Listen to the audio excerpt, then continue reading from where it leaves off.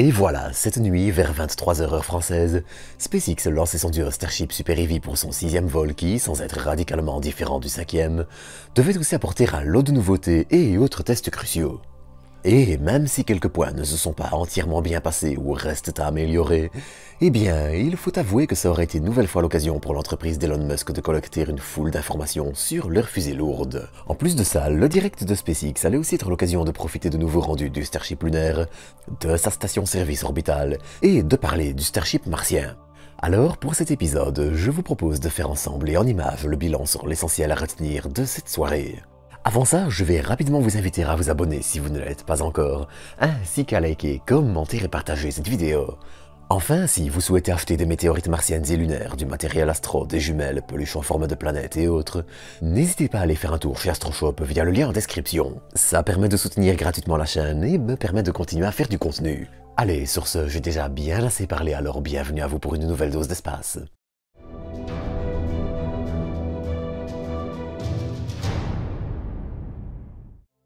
Ça n'aura échappé à personne, mais SpaceX a une nouvelle fois fait voler son duo Starship Super Heavy pour un 6e vol dont les résultats allaient s'avérer être un peu plus nuancés que le succès éclatant du vol précédent. Et on va décrypter ça ensemble en revenant sur les moments clés du vol et du direct de SpaceX et tout ce qu'il fallait en retenir. Sachez néanmoins que, pour ce qui est du Starship lunaire et martien, j'en parlerai en dernière partie d'épisode afin d'éviter de trop se mélanger les pinceaux.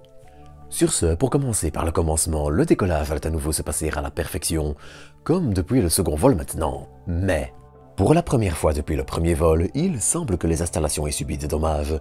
Dommages probablement causés par les souffles des 33 moteurs Raptor expulsant du gaz à plus de 3000 degrés, plus de 3 km par seconde. Et dans ce cas-ci, eh bien, c'est la tour de lancement qui a été endommagée. L'antenne, qui est située au sommet de la tour et permet les communications avec cette dernière, a en effet subi des dommages qui semblent hélas assez lourds. Alors difficile de savoir exactement pourquoi et pourquoi ce n'est pas arrivé plus tôt surtout, mais les dégâts subis par l'antenne sont apparemment la cause d'une mauvaise surprise. Au lieu de revenir se poser et être attrapé par les bras de la tour de lancement, Super Heavy s'était en effet posé en mer avant de tout naturellement se coucher et exploser. Si cette dernière partie est normale, on parle d'un tube d'acier de 70 mètres de haut et de 150 tonnes qui se couche quand même, on peut se douter que le choix de ce scénario remonte au moment où les vérifications automatiques ont conclu à l'existence d'un problème avec la tour de lancement. On sait en effet qu'il faut 2 vérifications, une automatisée et une humaine, pour autoriser le retour du véhicule au pas de tir. Inutile donc de vous dire pourquoi les choses se sont un peu corsées une fois le pas de tir indisponible. Dans tous les cas, ça a permis à SpaceX de valider les procédures en cas d'incident, et même si ça reste moins spectaculaire, il faut vraiment retenir que le comportement du booster a lui été exemplaire. Du côté de l'antenne de la tour de lancement, eh bien, il faudra probablement envisager quelques travaux de ce côté, mais les dégâts semblent aussi assez superficiels. Bon, on parle quand même d'une antenne complètement fichue, mais le restant de la structure ne semble pas avoir souffert.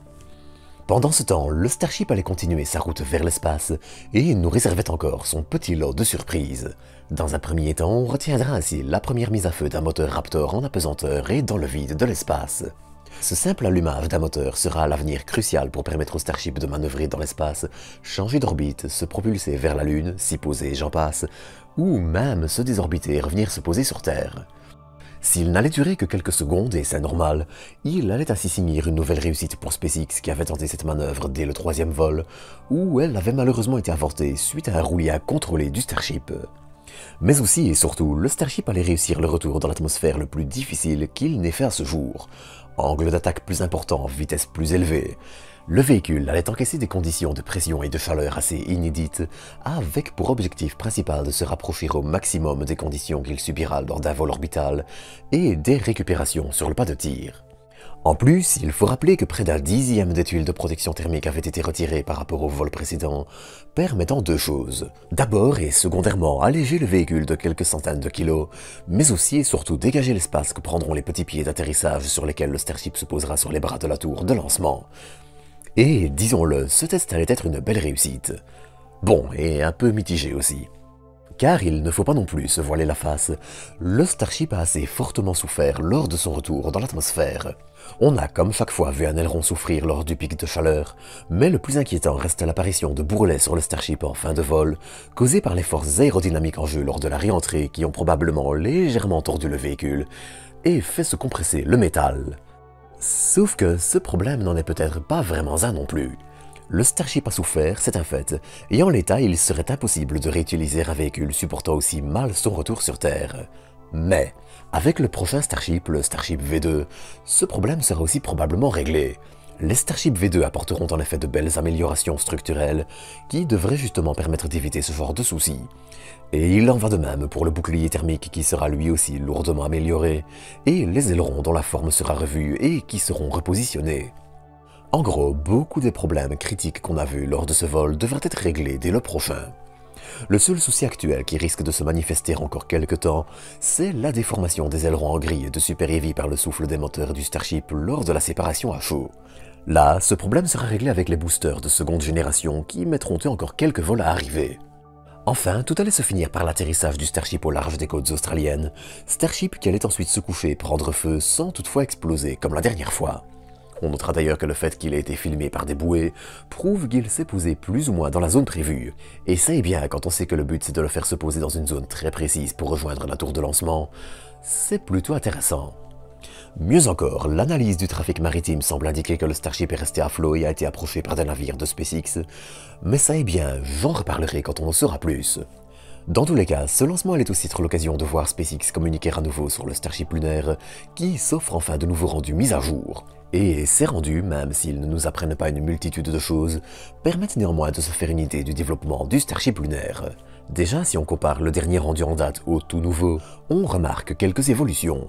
Par exemple, les panneaux solaires présents sur tout le tour du Starship lunaire ont été enlevés. Et c'est assez logique. Au lancement, ces derniers auraient particulièrement souffert, et il y avait fort à parier que cet aspect soit changé. On remarquera aussi un redesign des pieds d'atterrissage, qui seront maintenant placés sans protection particulière. Et ça a du sens, certes ça permettait de limiter les frictions et d'optimiser l'aérodynamisme, en optant pour un design inspiré de Falcon 9, mais ça rajoutait aussi pas mal de masse pour rien. Et comme le Starship lunaire sera ravitaillé en orbite terrestre pour faire son plein de carburant, eh bien ça impactait directement les capacités d'emport vers la Lune, alors que sur cette partie du voyage, eh bien les frictions avec l'air n'existent tout simplement pas. En gros, le nouveau choix réduira probablement la performance du Starship lunaire au décollage où il aura au final les plus belles marges pour se permettre ce genre de choses justement, et ça permettra de gagner au final quelques centaines de kilos vers la Lune.